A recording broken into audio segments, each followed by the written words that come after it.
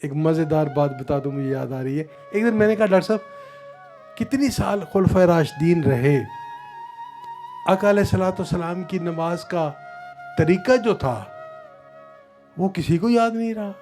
کوئی یہاں ہاتھ باندھتا ہے، کوئی یہاں باندھتا ہے، کوئی ہاتھ چھوڑ کے نماز پڑھتا ہے.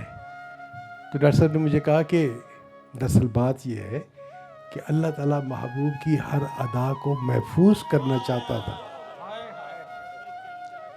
اب اس حد تک تو ڈاکٹر صاحب نے فرما دیا، لیکن میرے جیسے گستاخ آدمی نے اگلا سوال یہ کر دیا.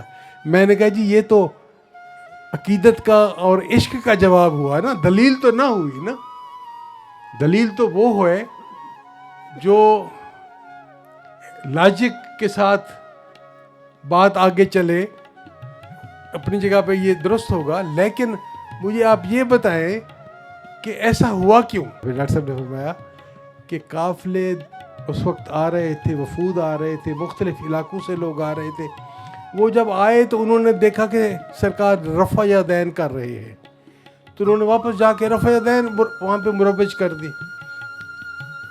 وفود آئے تو دیکھا سرکار ہاتھ چھوڑ کے نماز پڑھ رہے ہیں، انہوں نے واپس جا کے اسی پہ عمل کیا. لیکن ہمارے لیے سرکار کی اتباع وہی ہے جو آپ نے اپنے آخری حصے میں جو عمل کیا تھا. آپ کو بھی پہلی دفعہ پتہ چلا ہوگا اس بات کا. تو وہ پھر مجھے سمجھ آئی کہ واقعی جو وفود آتے رہے وہ سرکار کو دیکھتے رہے، وہی جا کے وہاں پہ اپنے علاقے میں انہوں نے نماز کا وہ سلسلہ قائم کیا.